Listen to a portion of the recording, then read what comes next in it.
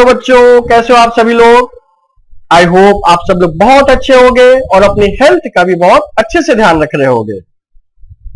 मैं हूं डॉक्टर सुरेश कुमार यादव और आज हम लोग डिस्कस करने वाले हैं क्लास 8 के चैप्टर नंबर 2 के बारे में। चैप्टर का नाम है microbes, friends and foe. Chapter और कीवर्ड्स हम लोग पहले ही डिस्कस कर चुके हैं, तो आज हम लोग इस वीडियो में डिस्कस करेंगे their NCERT questions, right? So students, I hope आपको ये questions पहले से ही पता होंगे। अगर ये questions आपको पहले से नहीं पता है तो I hope कि इस वीडियो के एंड तक आपको वो सारे questions आ जाएंगे। ठीक है, तो चलिए शुरू करते हैं। Let's get started। पहला question, fill in the blanks. तो जैसे देखिए, जो फर्स्ट है that is microorganisms can be seen with the help of. तो माइक्रोब्स आपको पता ही है बच्चों, एक्सट्रीमली स्मॉल होते हैं। इनका जो साइज रेंज होता है वो 10⁻⁻⁶ मीटर रेंज का होता है और ये इतना स्मॉल है कि इसको आप नेकेड आई से नहीं देख सकते हैं। एज ए रिजल्ट इसको मैग्नीफाई करने की जरूरत होती है और जो इंस्ट्रूमेंट यूज किया जाता है मैग्निफिकेशन के लिए दैट इज व्हाट, माइक्रोस्कोप। तो माइक्रोस्कोप की हेल्प से आप माइक्रोब्स या माइक्रो ऑर्गेनिजम्स को देख सकते हैं, right.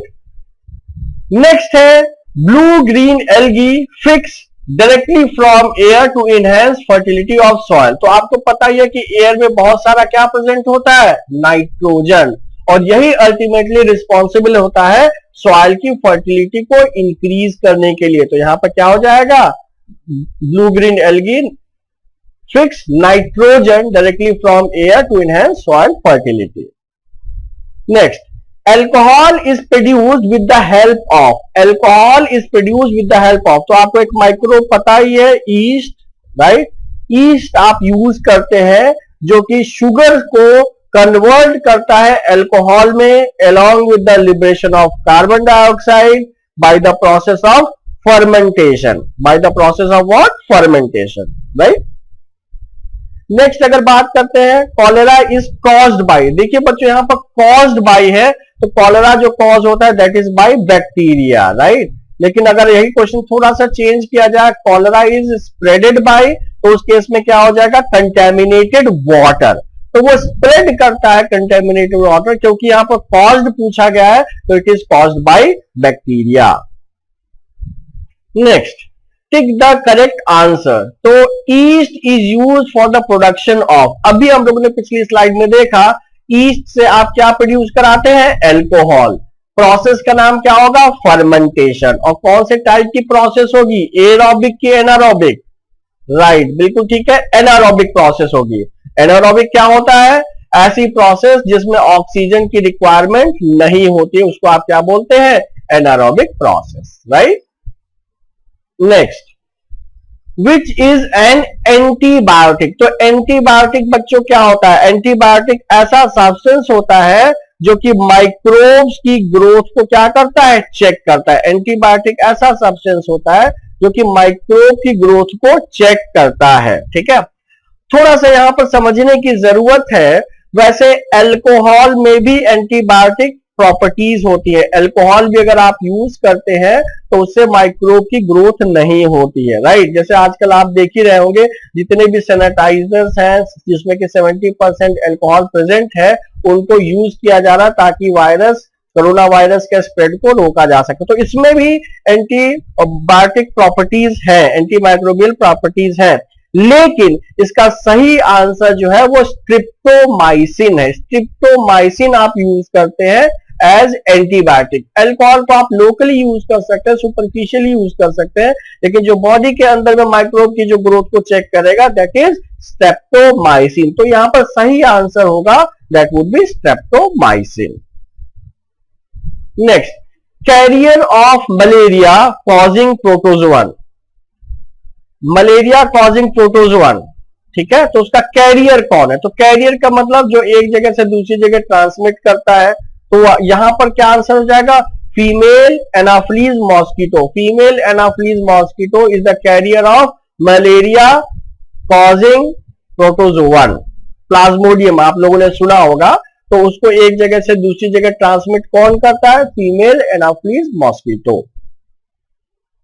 Next, the most common carrier of communicable disease. तो अगर मोस्ट कॉमन की बात करें तो जो कैरियर है उसमें भी मोस्ट कॉमन देख लीजिए भाई, जो आंट है, चींटी है, वो ठीक है हर घर में लगभग पाई जाती है, लेकिन वो इतना डिस्टेंस ट्रेवल नहीं कर सकती है, ठीक है। ड्रैगन फ्लाई तो जनरली घरों में पाई नहीं जाती है। सिमिलरली स्पाइडर भी जो होता है वो घर में ही रहता है, एक घर से दूसरी जगह कूदता नहीं रहता, मतलब ये बहुत कम होता है। तो जो सबसे कॉमन एग्जाम्पल है that is what? That is house fly. तो इसका एग्जाम्पल क्या हो जाएगा? House fly. The most common carrier of communicable disease is house fly. Next, the idli और ब्रेड और idli dough rises because of. तो देखिए अभी हम लोगों ने ये सारी चीजें पहले डिस्कस कर ली है कि जब आप ईस्ट ऐड करते हैं, राइट, जब आप ईस्ट ऐड करते हैं तो वो क्या करता है? वो शुगर को कन्वर्ट करता है किसमें? अल्कोहल में, प्लस कार्बन डाइऑक्साइड का भी लिबरेशन करता है। और इसी कार्बन डाइऑक्साइड की वजह से ही जो डो है वो राइज होती है। तो यहां पर हो क्या रहा है? Growth of idli cells. तो थोड़ा सा ऑप्शन गड़बड़ है, लेकिन यहां पर एक्चुअल में जब ईस्ट सेल ग्रो करेंगी, मतलब कब ग्रो करेंगी? जब शुगर को कंज्यूम करेंगी तभी तो ये भी ग्रो करेंगी, और अल्टीमेटली जितना ग्रो होती जाएंगी उतना ज्यादा CO2 का प्रोडक्शन होगा। तो जो डो राइज होती है वो इस CO2 की वजह से होती है। तो यहां पर आप ये ऑप्शन मान सकते हैं, ठीक है। Next, the process of conversion of sugar into alcohol. तो अभी हम लोगों ने ये डिस्कस किया ही है कि जैसे ही शुगर को आप अल्कोहल में कन्वर्ट करते हो, उस प्रोसेस का क्या नाम होता है? उस प्रोसेस का नाम होता है फर्मेंटेशन। और ये कौन से टाइप की प्रोसेस है? एरोबिक की एनारोबिक? एनारोबिक प्रोसेस है ना। क्यों? क्योंकि यहां पर ऑक्सीजन की रिक्वायरमेंट नहीं होती है, इसीलिए ये क्या हो जाएगा? फर्मेंटेशन आंसर हो जाएगा। और this is example of what? Anaerobic process. Next, match the columns. तो बच्चों जब भी इस तरीके के क्वेश्चंस मैच द कॉलम्स आते हैं, हमने आपको हर बार कहा है कि आप वहां से शुरू कीजिए जो जिस पर आप सबसे ज्यादा कॉन्फिडेंट होते हैं। तो हम लोग इतनी देर से ईस्ट की बात कर रहे हैं, तो ईस्ट किसमें यूज होगा? ईस्ट यूज होगा किसमें? ब्रेड मेकिंग में, ठीक है। लैक्टोबैसिलस बच्चों कहां प्रेजेंट होता है? कर्ड में प्रेजेंट होता है ना, सॉरी लैक्टिक एसिड कर्ड में प्रेजेंट होता है। तो लैक्टोबैसिलस जो है वो लैक्टोज को लैक्टिक एसिड में कन्वर्ट करता है, तो वो किसमें हेल्पफुल होगा? Setting of curd, right. Rhizobium आप लोगों ने पहले पढ़ा ही है कि nitrogen fixation is caused by what? Rhizobium, ठीक है। थोड़ी देर पहले हम लोगों ने बैक्टीरिया की बात की थी, कॉलेरा की बात की थी। पॉजिटिव एजेंट कौन होगा? बैक्टीरिया। और जो कॉलेरा स्प्रेड होता है वो किसकी वजह से होता है? वो कंटेमिनेटेड वाटर की वजह से होता है। अभी थोड़ी देर पहले हम लोगों ने फीमेल एनाफिलीज मॉस्किटो की बात की थी, जो कि मलेरिया कॉजिंग प्रोटोजोअन को एक जगह से दूसरी जगह लेके जाता है, ठीक है। इसके बाद अगर वायरस की बात करते हैं तो वायरस से एंटीबॉडीज तो नहीं बन रही है, ये आप आजकल के न्यूज को देखकर आप खुद ही समझ सकते हो। तो वो किसमें कॉज होगा? वो कॉजिंग एड्स के लिए जो वायरस है वो रिस्पॉन्सिबल है, राइट। ओके, तो अभी देखते हैं, can micro organism B seen with the help of naked eyes? If not, how can they be seen? तो हम लोगों ने फर्स्ट क्वेश्चन में ही ये डिस्कस किया था, माइक्रो का मतलब ही हो गया 10⁻⁻⁶ मीटर। ये इतना छोटा है कि हम इसको नेकेड आई से नहीं देख सकते हैं, तो इसलिए इसको मैग्नीफाई करने की जरूरत होती है ताकि हम उसको एटलीस्ट देख पाए। और उस मैग्निफिकेशन के लिए जो इंस्ट्रूमेंट यूज होता है उसको क्या बोलते हैं? उसको बोलते हैं माइक्रोस्कोप, माइक्रोस्कोप, राइट। तो माइक्रोस्कोप की हेल्प से आप माइक्रोब्स को देख सकते हैं। और माइक्रोस्कोप भी बहुत टाइप के होते हैं, वो डिपेंड करता है उनकी मैग्निफिकेशन पावर तक, मतलब कुछ 40 टाइम्स बढ़ा सकते हैं, कुछ 100 टाइम्स बढ़ा सकते हैं, कुछ 1000 टाइम्स बढ़ा सकते हैं, और कुछ तो और भी ज्यादा बढ़ा सकते हैं, जिसमें कि आप लोगों ने शायद कभी इलेक्ट्रॉन माइक्रोस्कोप की बात सुनी होगी। तो बढ़ते हैं नेक्स्ट क्वेश्चन में, what are the major groups of microbes? तो मेजर ग्रुप्स में क्या क्या है बच्चों? मेजर ग्रुप्स में बताइए क्या क्या है, थोड़ा सा याद करिए हम लोगों ने क्या क्या डिस्कस किया हुआ है। प्रोटोजोआ, राइट, फंजाई, और हम लोगों ने क्या डिस्कस किया है? एल्गी, और क्या डिस्कस किया है? बैक्टीरिया, और हम लोगों ने एक और डिस्कस किया था वायरस, जिसको कि हम लोगों ने अलग से भी देखा था, राइट। क्योंकि वायरस में हम क्या होती है, लिविंग और नॉन लिविंग प्रॉपर्टीज दोनों ही होती है, तो इसलिए हम लोगों ने इसको अलग से भी डिस्कस किया था। तो मेजर जो ग्रुप्स है वो bacteria, protozoa, fungi, algae and viruses. ठीक है, सीक्वेंस थोड़ा इधर उधर हो गया, लेकिन ये आपको पहले से ही पता है। Next, name the micro organisms which can fix atmospheric nitrogen in the soil. तो इनको हम लोग बोलते क्या है, इन माइक्रोब्स को बोलते क्या है, नाइट्रोजन फिक्सिंग बैक्टीरिया, है ना, नाइट्रोजन फिक्सिंग बैक्टीरिया। ये आप लोगों ने अभी पढ़ा था नाइट्रोजन साइकिल में, नाइट्रोजन साइकिल में ये आप लोगों ने पढ़ा हुआ है। इसका सबसे कॉमन एग्जांपल क्या हो जाएगा, राइजोबियम, राइजोबियम हो जाएगा इसका सबसे कॉमन एग्जांपल, राइट। इसके अलावा अभी थोड़ी देर पहले आप लोगों ने एक और एग्जांपल पढ़ा था, blue green algae, blue green algae, right. ये आप लोगों ने अभी थोड़ी देर पहले इसको पढ़ा हुआ है। तो होता क्या है बच्चों, देखिए नाइट्रोजन एटमॉस्फेयर में तो बहुत सारा प्रेजेंट है, लेकिन प्लांट उसको डायरेक्टली यूटिलाइज नहीं कर सकते हैं। तो नाइट्रोजन को अल्टीमेटली कन्वर्ट होता है इन प्लांट यूजेबल फॉर्म, जो कि क्या होता है, नाइट्रेट्स, है ना। तो इस कन्वर्जन को कई मेथड से किया जा सकता है, जिसमें कि एक है with the help of microscope, microbes, right, जिसको क्या आप स्पेसिफिकली कहते हैं क्या, बायोटिक। अगर आपको टर्म याद होगा, बायोटिक नाइट्रोजन फिक्सेशन, याद आया। बायोटिक क्यों, क्योंकि यहाँ पर कोई लिविंग बीइंग जो है वो इन्वॉल्व हो रहा है, जैसे कि बैक्टीरिया यहाँ पर इन्वॉल्व हो रहा है। तो इस टाइप के नाइट्रोजन फिक्सेशन को आप क्या बोलते हैं, आप बोलते हैं biotic nitrogen fixation. Okay, write 10 lines about usefulness of microorganisms in our daily life. तो आप बहुत सारे एग्जाम्पल लिख सकते हैं।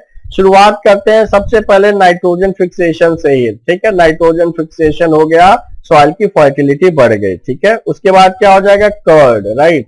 कर्ड बनाने में भी तो माइक्रोब्स का ही इन्वॉल्वमेंट है ना। इसके अलावा क्या हो जाएगा, एंटीबायोटिक्स, राइट। एंटीबायोटिक्स भी तो कहां से बन रहे हैं, माइक्रोब से ही से तो बन रहे हैं। इसके अलावा और क्या हो जाएगा, जो एक टर्म होता है, आप चलिए सिंपलर की बात करते हैं, डिग्रेडेशन, राइट। डिग्रेडेशन, किसी भी सब्सटेंस का अगर आप को डिग्रेड करते हैं, उसको सड़ाते हैं, तो वहां पर भी कौन यूज होगा, वहां पर भी माइक्रोब यूज होगा।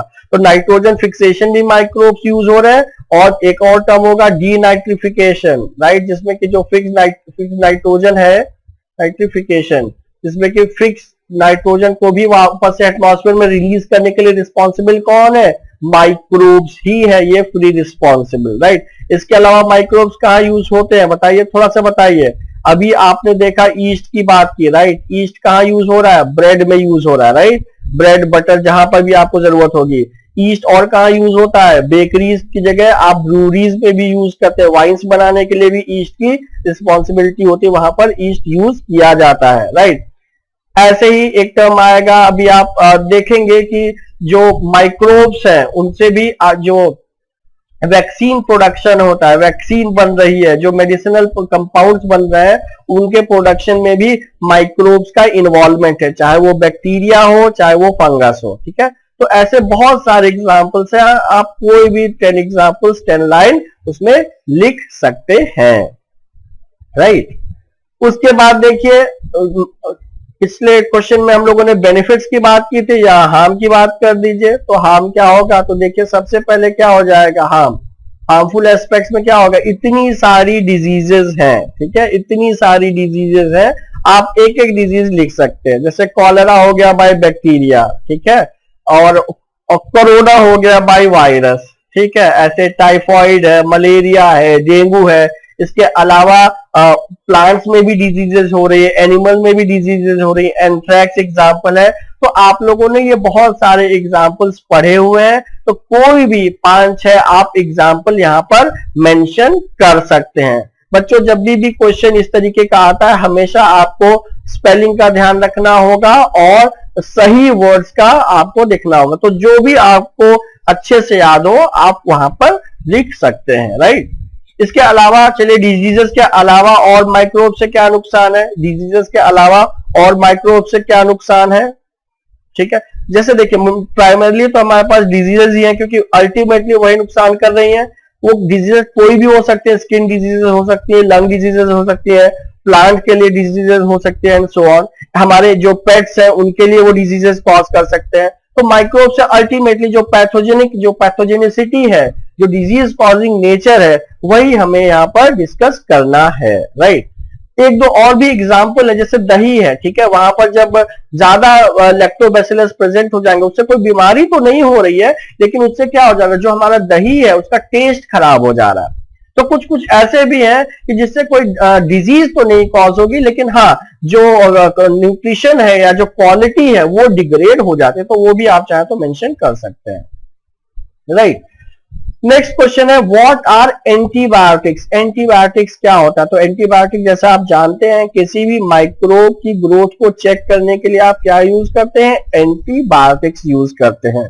और आजकल एंटीबायोटिक्स मार्केट में बहुत सारी अवेलेबल है, और हम लोग बहुत बार ऐसा भी होता है कि चुपचाप जाकर बिना डॉक्टर के प्रिस्क्रिप्शन से ऐसे भी खरीद के खा लेते हैं, लेकिन ये ठीक नहीं है। क्योंकि देखिए हर एंटीबायोटिक के अपने कुछ बेनिफिट्स हैं, कुछ नुकसान है, इसीलिए डॉक्टर के प्रिस्क्रिप्शन से ही एंटीबायोटिक्स खाने चाहिए। और डॉक्टर ने अगर तीन एंटीबायोटिक की डोज लिखी है तो आपको 3 पूरी कंप्लीट करनी होगी। दूसरी बात यहां पर यह होती जा रही है कि धीरे धीरे, क्योंकि हम लोग हर चीज में एंटीबायोटिक्स ले रहे हैं, तो जो माइक्रोब्स है वो भी क्या होते जा रहे हैं, वो भी थोड़े पावरफुल होते जा रहे हैं, है ना, जिनको कि रेजिस्टेंट माइक्रोब्स बोलते हैं। तो आप लोगों ने अक्सर सुना भी होगा कि ये ज्यादा पावरफुल एंटीबायोटिक, मतलब जो माइक्रोब्स है उस पर ये ज्यादा इफेक्टिव होगी। तो अगर हम बहुत ज्यादा एंटीबायोटिक्स कंज्यूम करेंगे तो हमारे बॉडी में जो माइक्रोब्स हैं वो धीरे धीरे करके क्या होते जाएंगे, रेजिस्टेंट होते जाएंगे। दैट मीन्स जो एंटीबायोटिक्स है उनका यूज हमें जुडिशियसली करना है, ध्यान से करना है। ऐसा नहीं है कि जरा सी छींक आई और हमने एंटीबायोटिक खा लिया, तो उससे हम अपना ही नुकसान कर रहे हैं। जो माइक्रोब्स होंगे वो धीरे धीरे करके रेजिस्टेंस डेवलप कर लेंगे, और एक टाइम आएगा कि जब आप बहुत अच्छी एंटीबायोटिक भी देंगे तब भी माइक्रोब्स पर कोई फर्क नहीं पड़ेगा।